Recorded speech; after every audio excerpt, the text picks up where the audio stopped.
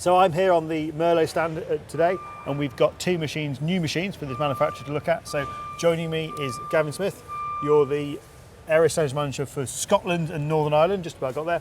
And could you just take us through the two machines you've got here? So starting with the Turbo Farmer 30.7. The Turbo Farmer 30.7 is the long-awaited replacement for what would have been the old 32.6, which was our compact machine, 2 metres by 2 metres, 2 metres wide, 2 metres high.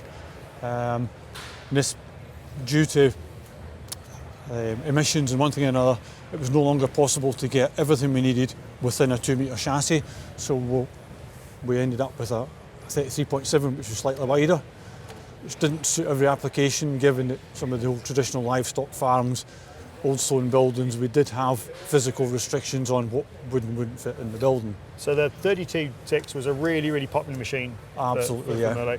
And that, you're saying that was sold predominantly into what? So livestock customers, yeah, traditional buildings, sort of throughout west of the UK. Yes. And this is a direct replacement for direct that. replacement. We've got 2 metres wide, 2 metres high. We've got a number of options on the cab side of it as well. We can have a low profile cab where we actually mount the cab slightly lower down, drop it from a 24-inch wheel down to a 20-inch wheel, and then we can also go, this is the first one in our lineup to have cab suspension on such a small machine. So when you're thinking about cab sizes, so this, what cab is on this machine here? This cab here is the same as every other Merlo that we build, other than the E-Worker. It's full width over one so it's metre wide. Same cab, all machines, and this is using the cab suspension. Is that right? Yes, this particular model's got cab suspension on it. Is that the same? So obviously Merlo are quite famous now for the cab suspension off from telehandlers. Yep. Is that the same effective design of mechanical cab suspension that we'd see on other machines, or have we modified it to fit on now a more compact machine? It's the same as what we have in the rest of our stable. I believe we're the only manufacturer that offers cab suspension on a telehandler. Right, okay, so previous model of this was a panoramic. This is now a Turbo Farmer, yes, which has a slight variation on how the machine is set up. This is an agricultural specific machine. Yes. Just take us through engines, in terms of engines in it, and what sort of power outputs this machine's delivering. Well, this machine, I'll just go over the numbering on it. So the 30 is 3 tonne, and the 7 is for the lift height.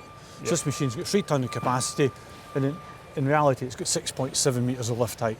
It's got 100 horsepower Deutz engine in it.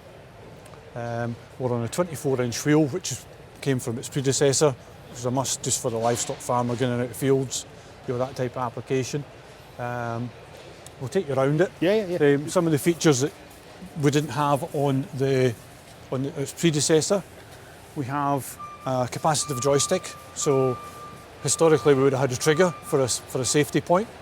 We have a capacitive joystick now, so it recognises your hand for a safety feature. So as the operator grabs that joystick, so yep, say it lights up on the top. Driven various Merlos, so instead of pulling in the joystick underneath effectively the heat of your hand, it touches on that joystick, it brings it active. Activates the machine. Okay. Yep. And is that unique to the Turbo Farmer? Is it? Yes. Right. Okay. The other thing we've got on them as well, which is a nice feature, we've got what we call an auto revving joystick. So when the machine's sitting idle, the engine can sit idle RPM. When you pull the joystick back to increase oil flow, you can alter where you set the engine RPM, and it will bring the engine in to give us increased oil flow for whatever your application is, loading into a trailer, whatever it is. So when you take your foot off the pedal, the machine will stop, but the engine will stay at the RPM dictated by the joystick. So for cycle times, really a big feature on it. And transmission on this is still a hydrostatic. Still hydrostatic. Machines in the range. Everything we do is hydrostatic, other than the E-Worker. And that's still a 40k machine as well. 40k, 2-speed hydrostatic.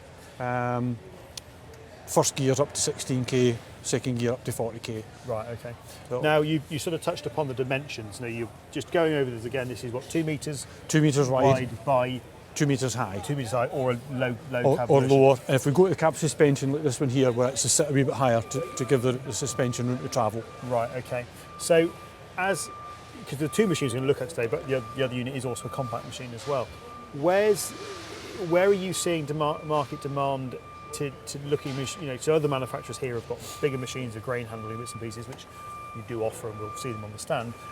Are you seeing a sort of a consistent growth in this more compact machine for livestock customers, or is Yes. it actually looking at other applications as well where dimensions have become important?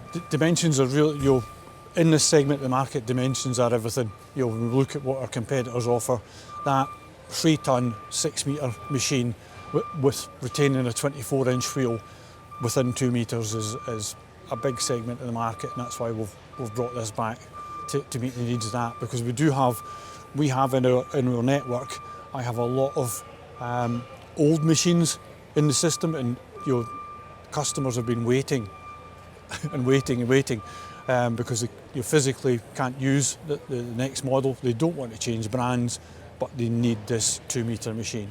So there's a lot of pent-up demand in the market for this. There's something I've noticed on this machine, which there's a few, like, you can see the DNA of the 32.6, it's sort of the front-mounted fuel tank and bits and pieces, is the amount of LED lighting on the sort of peripheries of the machine.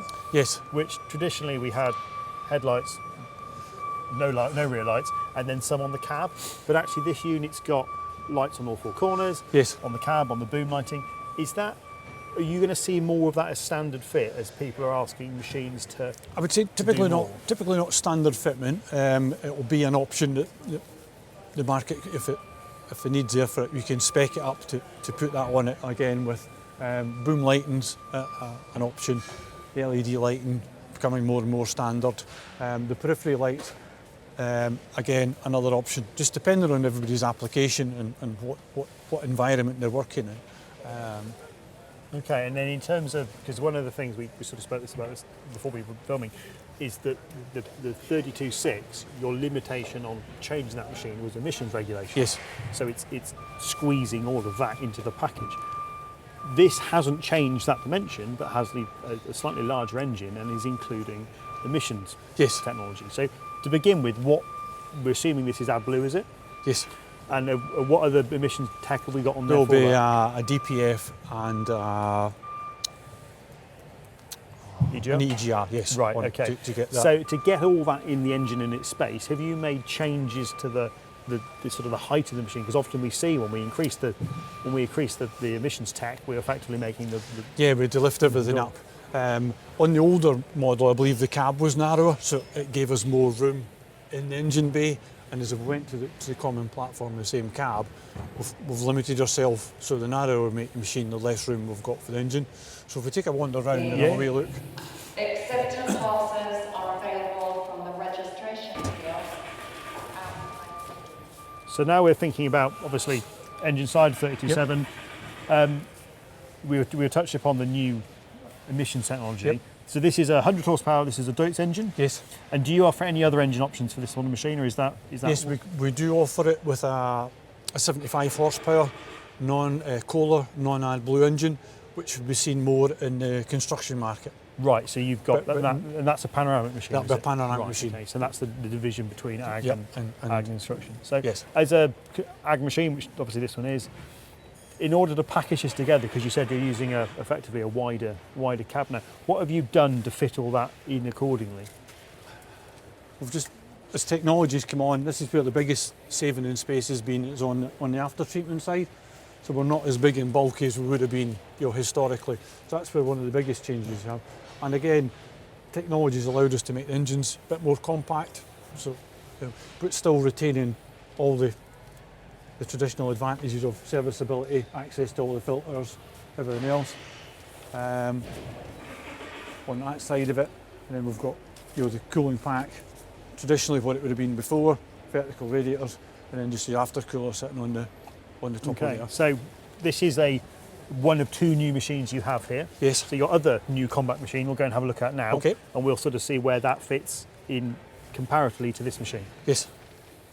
So this is the second new machine on your Yep. stand. So would you like to go through what this one is? And we've got quite an interesting graphic behind it, which Yes. might give an indication of its purpose. Well, this is the smallest of our compact machines. So again, we're 1.9 by 1.9. Where this machine was previously filling a stopgap for the 32.6, we couldn't get the bigger wheel equipment to kind of take it away from being in the field. But again, the same customer was looking for the same features and benefits he's had on his other machines. So we've moved on to a flow sharing distributor in it, so multiple functions at once, which we didn't have in its predecessor. The capacitive joystick, the auto revving features, the very same cab as what's fitted on over there. The other features we've got on this machine are it's a 75 horsepower Kohler engine in this, so we don't have any AdBlue on it. It's still a 40 kph machine with a single speed transmission rather than a 2-speed transmission. The doorway frame is just to emphasise just how small a space it will fit into. Okay, so that's, yeah, so you sort of touched on it. So this is part of your compact range, so Yep. sits in line with that one, and this is effectively working 100mm narrower and 100mm shorter on smaller tyres, but It's still a 2.7 tonne machine right, okay. to 6 metres. So Right. it's still, it's still a very useful machine. So from a same size cab, very similar cab layout, to have two machines which are effectively, one is 100mm narrower and 100mm shorter, and a metre less lift and 300 kilo less lift, we'll get there in the end. Why do you need both? And is there a particular market where this has a home where that one doesn't, and vice versa? Well, that one has a home because it's got the larger wheel equipment. We've got a 24-inch wheel and it's homologated to pull a trailer. So you can use it about the farm, pull a trailer about, shift feed trailers, you can do that type of work with it, and the 100 horsepower engine. This one's not rated for pulling a trailer with a conventional pickup hitch, and the horsepower restricts that type of work as well. So there's two different creatures depending on the application. So which markets would we see this supplied into? I mean, is this pig units, poultry? Is it when you're looking for a very, very compact machine with a bit more reach? Or is this just looking at a slightly different variation on what that product sits? This machine very popular in the poultry houses because we can drop it down on a 16-inch wheel, we can lower it right down, and we can get the height right down on it to just about 1.8 metres. So poultry houses, huge market for us with this machine. And presumably that low height with a reasonable lift capacity and to filling bulkers is probably where we're thinking. Massive, you've still got 6 metres of reach, but you've got this super compact machine. So one thing you touched on earlier, and you sort of said the cab is the same design Yes. of cab, and that's something which is Merlo are quite keen to look at across their range. So apart from their electric e-worker, Yes. you've got the same design of cab on all models. Yo. So looking inside internally, what sort of features are we seeing on this compact one that's slightly different to the larger one we saw earlier?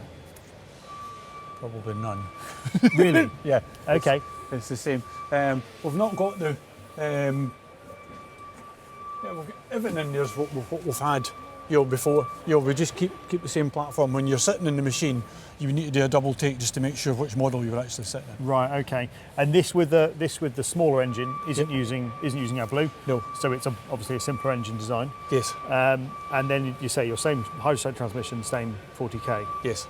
Same auto revving, same features. The predecessor to this didn't have a flow sharing distributor, which typically meant it was one function at a time, so boom up, boom out. Oh, so you can do multiple things at once. So you can be lifting the boom up, pushing it out, tipping the bucket.